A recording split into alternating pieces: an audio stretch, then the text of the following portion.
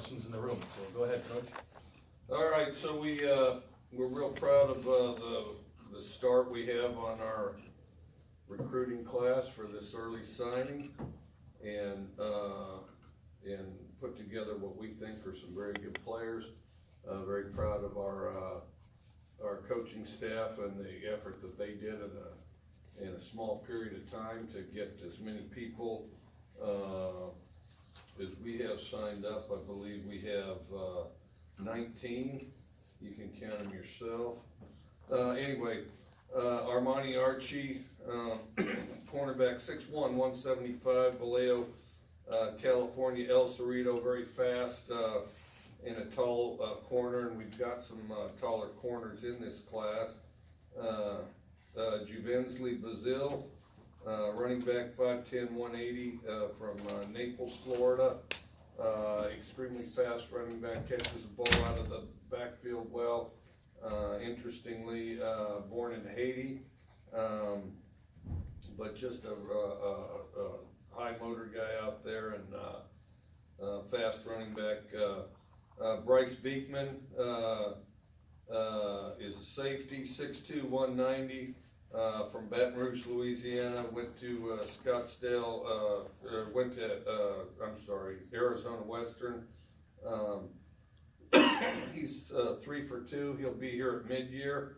And not only is he a big safety, he's getting bigger, and so we think that he's going to develop physically as well. Travion Brown, outside linebacker, 6'3", 215, from Moreno Valley, California. Went to Linfield Christian. Has played a variety of positions, but we like him as an outside linebacker, and a fast rush guy that plays on space as well. Gunnar Cruz, quarterback, 6'4", 215, probably bigger than that, because he's grown in this recruiting process. He's probably bigger than that. He's from Castile High School in Gilbert, Arizona, and he comes he'll be here in January. Mayaki Fafita, offensive lineman, 6'5", 240, from Snohomish, Washington. Went to Glacier Park. Huge frame, very aggressive, plays mean. Tyler Gray Harris, defensive lineman, 6'5", 230, from Oakland, California. Went to Bishop O'Dowd. Big, strong, long-levered defensive lineman. Moves well as well. Emphasis on speed as usual. Connor Gomez, offensive lineman, 6'4", 270, from Fresno, California. Went to San Joaquin Memorial. Big offensive lineman, plays aggressive. Gatlin Grisso, defensive back, 6 feet, 185, Aubrey, Texas. Went to Aubrey High School. Great hips, moves around, tracks the ball well. He'll be here at semester. Daniel Isom, cornerback, 5'10", 180, St. Louis, Missouri. Went to St. Louis University High and Western Community College. Real productive player, kind of a mature kid that made his presence known early out there on the field before he transferred. His dad is the former chief of police in St. Louis, so very impressive family there. He'll be here at semester. Rocky Catawanga, linebacker, 6'2", 205, Oceanside, California. Went to El Camino. He'll be here at semester, and he's got 3 to play 2, and a big frame, and also an aggressive linebacker. Cosmos, we've got of all the years, this may be the toughest as far as pronouncing names. Cosmos Kawiti, defensive line, 6'3", 220, from Phoenix. Went to Central. Let's see, Pinay Nawalu, linebacker, 6'1", 210. Went to Kapolei High School in Hawaii, and you know, just the typical linebacker guy that we have that's fast, aggressive, had a lot of schools on him, but we were lucky enough to make him a Coug. Donovan Ollie, wide receiver, 6'3", probably maybe taller than that, and he may weigh more than 205. He went to Wiley High School in Wiley, Texas. Very mature, strong at going up to get the ball, also runs with it well after he catches it. And then Billy Pospisil, wide receiver, 5'11", 190, from Arvada, Colorado, went to Pomona High School, was a teammate with Max Borghi. Billy will be here in January as well. Inside receiver, great change of direction. Simon Samarzic, long snapper. I think the best long snapper in the country, 6 feet 200, from Upland, California, went to Upland High School. Jameer Thomas, running back, 6'1", 215, from Maslin, Ohio, went to Washington High School, and his strength coach there, incidentally, is Coach Obiot. Coach Obiot, I worked with him at University of Kentucky, and of course he coached here for a while. Let's see, and then Patrick Utsachinsky, offensive lineman, 6'7", 280, huge frame, from Walla Walla, Washington, went to Walla Walla High School. And then Derek Langford, tall corner. Derek's 6'2", 190, went to San Francisco City College. He's 4 for 3, and he'll be here in January. So we're very proud of this class, and we're honored to have the chance to coach them, and looking forward to getting them up here and fully integrating them into the Coug program. Any questions? Do you think this year is more successful than last year as far as early signing period? And you said you guys are more comfortable with it now. Do you think this class was more successful because of having an extra year to get adjusted to it? Well, I think there's some getting adjusted to it. I think all schools are going through a little bit of that. I also think the prospects are getting used to it as well, so that could have played a role. But I did feel like as good as the class was last year, which I thought was a good one, I think this one's an even better one. Was the defensive secondary kind of the top priority for you guys this time around? Yeah, secondary, I would say secondary, D-line and O-line. Did you guys also just want to get taller with some of the guys you brought in, 6'2", 6'3", taller corners, taller safeties? Yeah, if you can. They have to be able to turn their hips still. You know, you want to go as tall as you can, but if they can't, you know, if they can't get out of their cuts, and if they can't move their hips, then you go as small as you have to until they still can. Obviously, you have some great receivers on your team, and you have Pospisil coming in. A lot of people are talking about he's similar to Craig Kraft or Kyle Sweet. What are your thoughts on? Yeah, he's similar to that. He's built similar to him, and his the game he plays is similar to that, kind of inside and underneath, quick little routes and runs with it after he catches it. Second year around with this early signing period, what are your impressions? Do you like it more than you might have thought about it last year? You know, it's great in January. In January, it's great, and then also you have some time to make some headway on the next recruiting class. It's pretty jammed in December, you know, between you know, coaching the season, recruiting, and then of course preparing for the bowl. It's a busy period. There's no question about that. Are you seeing more players wanting to enroll early every year? I think you guys have, it's like 6 and kind of up from last year, and it seems like that's becoming more of a trend in college football. I think this is the most that we've ever had, and I have us down, and I'll defer to you, but I have us down for 7, and that'd be the most I've ever had, counting Langford. Yeah. Okay. Yeah. So, and then, yeah, that'd be the most I believe that I've ever had. And then can you talk a little bit more about Gunner? Do you think he'll have a chance, I mean, he's just a freshman, but do you think he'll have a chance to come in and compete for the job? We'll know a lot more on that in spring. We'll have a lot better idea of that in spring, you know, and, one of the biggest keys there is, that he adjusts quickly. So with 19 official now, do you plan to, what's kind of the plan going for January ahead of the February signing? Well, and we have a couple scholarships that, which I think is good, because between, guys that don't get signed, today, and, between guys that don't get signed today, and then, you know, anybody that transfers, that type of thing, you know, then we have some flexibility there too, which I think is good. You now start to more target overall top players rather than look at individual position groups going forward, kind of this next month, and just kind of look for the best players you can find out there? Sometimes, but, you know, as you identify a need, you try to fill that, but yeah, you try to look for difference makers.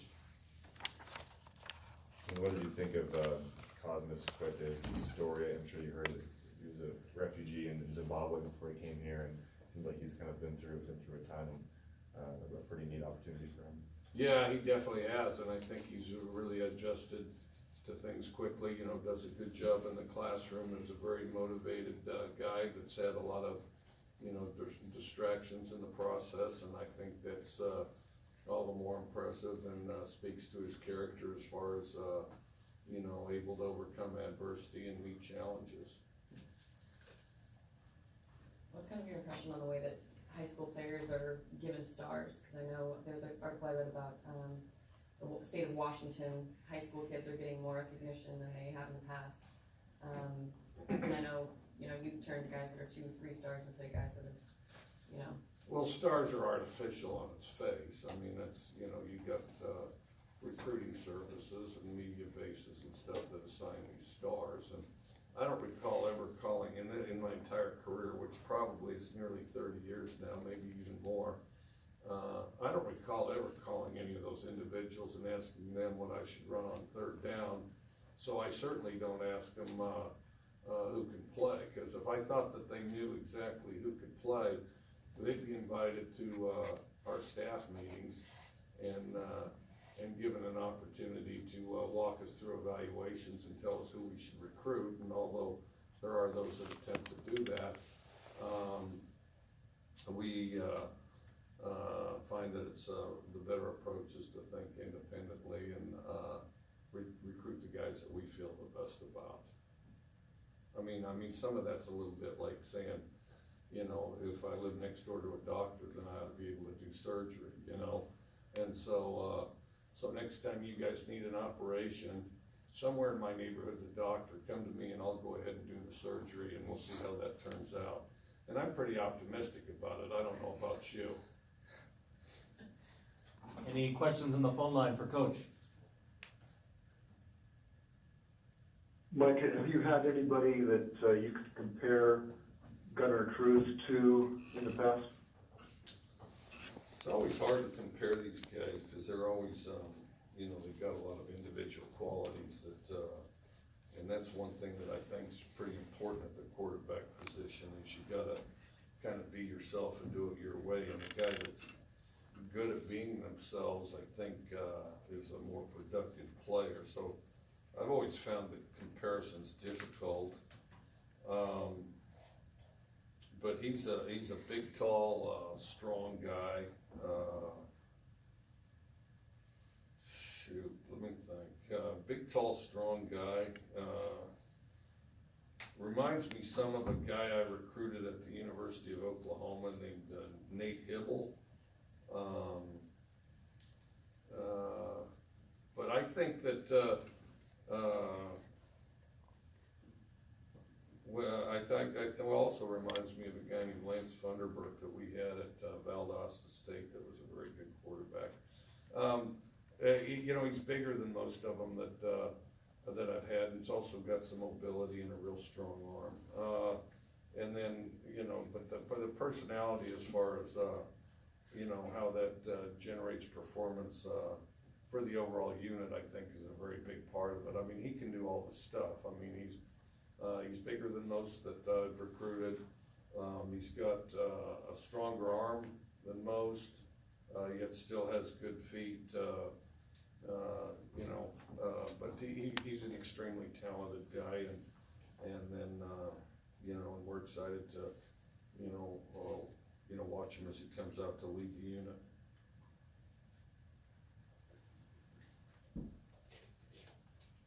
Coach, a couple of guys that were committed to the program who haven't signed yet, are you still hoping that those guys will sign? Well, we can't talk about anybody unless they've signed. I'd say it's a combination of, moved on. In most cases, I'd say we've moved on, but also, there is kind of a numbers game to this thing.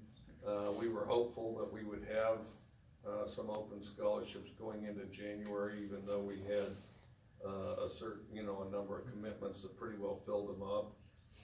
But felt like there'd be some attrition as there is with everybody.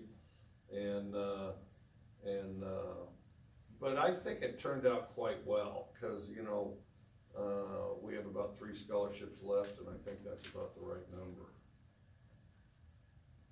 Thank you. Yeah. Any other questions on the phone line for Coach? Okay, and back in the room? Just going into homes this year, could you tell more people were more aware of what you guys have been doing here, given the success, 10 wins, and college game day being ranked in the top 10? Do you think more people are kind of nationally aware of what this program is doing right now? I think that impacted it some. I mean, I would guess. It's hard for me to gauge that, but I also think that going to a number of bowls, year after year, and then also having stringing together a number of successful seasons, I think adds to it too. I think it kind of illustrates a really solid foundation of a program that continues to get better.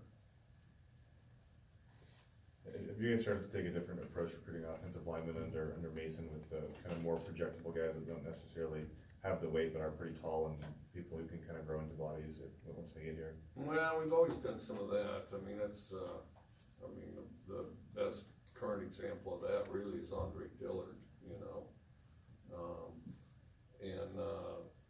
it's always, you can't make a guy taller, but, if they've got a good frame, I mean, they'll nearly always get heavier, so. Do you have any memorable home visits or good meals or anything you can share with us? Yeah, the meals, and of course, we're not even into January yet, but the meals have been outstanding. Shoot, one after the next. Not really memorable, just overall extremely high quality stuff, and then I'm just trying to think. I wish I had a good one for you. I don't. You find yourself eating a lot of beef on these things, so yeah. Any other questions for Coach? Did you happen to do a home visit with Penny? No, probably in January. Because some of them, that's the other thing that happens is with the numbers of them as they are, there's a certain number that will sign, but you'll go visit the family in January. Is it right that Jameer Thomas hadn't visited here and he was injured and didn't have a chance to come here and kind of sign with you guys without really seeing Coleman on the campus here?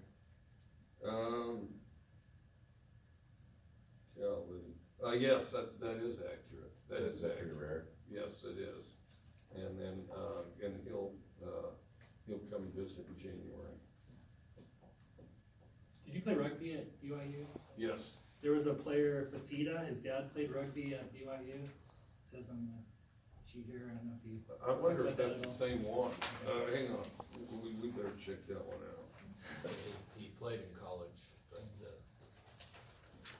he passed away a couple years ago. What, do you have a first name? Yes, and then Latu?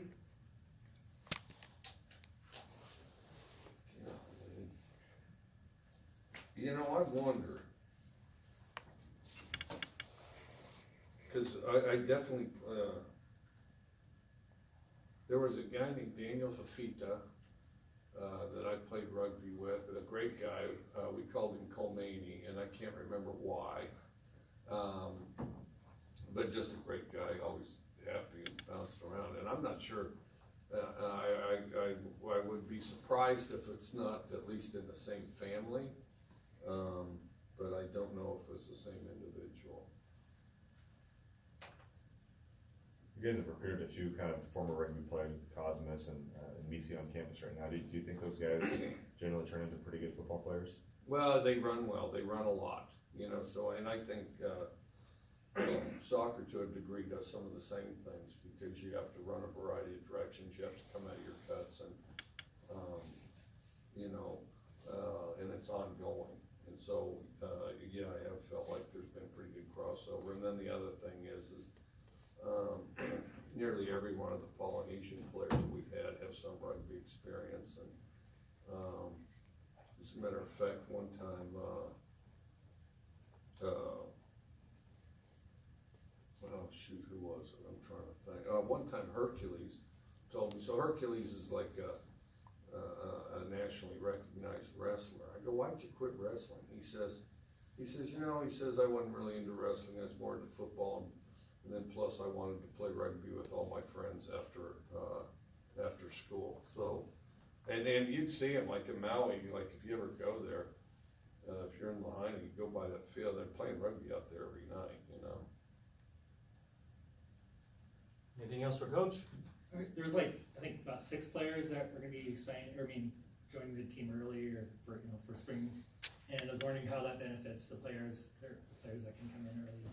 It almost always helps. The one time the time it doesn't is if they wanna stay in high school and they're geared to stay in high school and wanna do the whole, all for one for all senior thing, and then, prom, then they need to stay in high school, you know, because you can't be here wishing you were there. I don't think that's productive. Then you're better off coming in June. But I do think that, you know, they get bigger and stronger. They all end up having to work, harder than they thought they were able to, because, you know, you've got guys here that have run, conditioned, and lifted, for, you know, up to 5 years, that are in awfully good shape.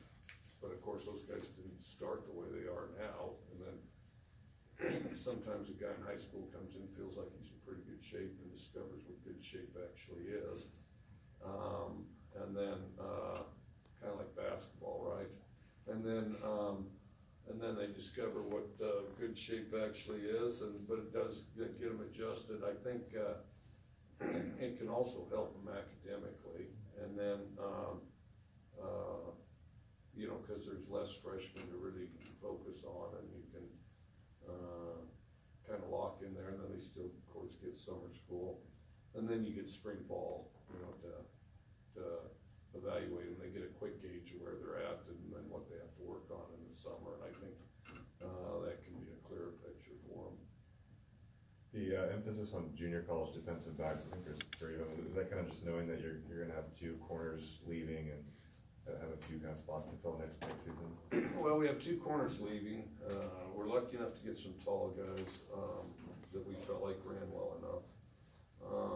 And then also we've had some success, you know, with junior college DBs, with Shalom and, Robert Taylor. You guys And good? Trey Shawn, yeah. All right, thank you, Coach. All right, thanks.